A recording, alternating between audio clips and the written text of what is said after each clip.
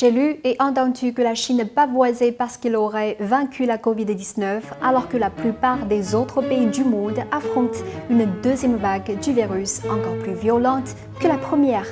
C'est vrai, la vie a repris peu à peu son cours dans les grandes villes et notamment dans l'épicentre de la pandémie à Wuhan. Mais les Chinois ne font pas les malins pour autant. Ils savent que la maladie est toujours là et ils continuent à se protéger. Non, la Chine n'est pas débarrassée du virus, mais la manière dont il se manifeste sur son territoire pose question. D'ordre sanitaire bien sûr, mais aussi de sécurité alimentaire, qui est une priorité du gouvernement chinois. Que s'est-il passé exactement ? Le 13 novembre, le Centre de contrôle et de prévention des maladies de Wuhan a annoncé avoir découvert des souches actives de Covid-19 sur 3 échantillons de viande surgelée.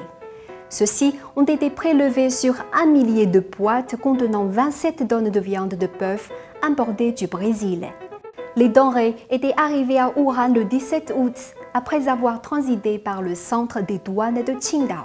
Ce n'était pas la première fois que des traces de Covid actifs étaient retrouvées dans des produits surgelés venus de l'étranger. Le 13 août, des ailes de poulet brésiliens avaient aussi été isolées suite à un contrôle de routine à Shenzhen et toutes les personnes qui avaient été en contact avec la viande ont été testées. Par chance, comme à Wuhan, personne n'a été infecté. Dans la province de Lanhui, ce sont des lots de crevettes d'Équateur qui portaient des traces de virus. Tous les produits suspects ont été mis en quarantaine et analysés avant d'être détruits. Outre les voyageurs revenant de l'étranger testés positifs à la Covid-19, il semble que ces lots de produits surgelés étrangers soient les seules sources infectieuses importées en Chine. Comment cela s'explique-t-il ? La population chinoise doit-elle craindre pour sa sécurité ?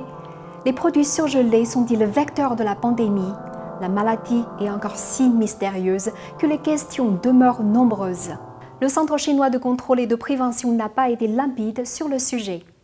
Il a d'abord indiqué que le contact avec un emballage contaminé par la Covid pouvait entraîner une infection, avant de déclarer plus tard que le risque que les aliments de la chaîne du froid circulant sur le marché chinois soient contaminés par le virus est très faible. Vous êtes comme moi, vous n'y comprenez pas grand-chose. Les chiffres sont heureusement plus parlants. Sur 873 000 échantillons d'aliments surgelés testés, seuls 13 étaient positifs à la Covid-19. Une part infime. Dans l'édition américaine du magazine économique Forbes, les scientifiques sont plus concrets.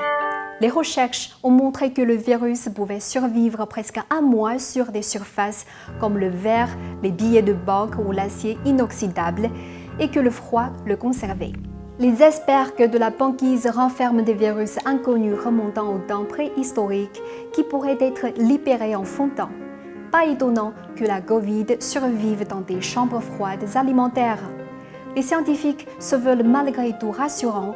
Le risque d'attraper la Covid à partir d'emballages alimentaires est faible, car il faut que la dose contaminante soit suffisante, et c'est rarement le cas. La Chine doit-elle craindre une contamination massive de sa population à cause de ces produits surgelés importés ? Non. Les autorités sanitaires chinoises ont promis 3 choses. Un strict respect de la chaîne du froid dans les transports, les marchés et les commerces. Un renforcement des contrôles de ces produits aux douanes en multipliant les prélèvements et les tests. Et enfin, une coopération étroite avec 109 pays importateurs sommés de désinfecter correctement leurs marchandises avant de les envoyer. Inutile de paniquer, l'Organisation mondiale de la santé rappelle seulement le respect de certaines règles simples en attendant la fin de la pandémie. Se laver les mains soigneusement après avoir manipulé des emballages alimentaires et éviter de se toucher le visage lorsqu'on fait ses courses et qu'on range les aliments dans le congélateur.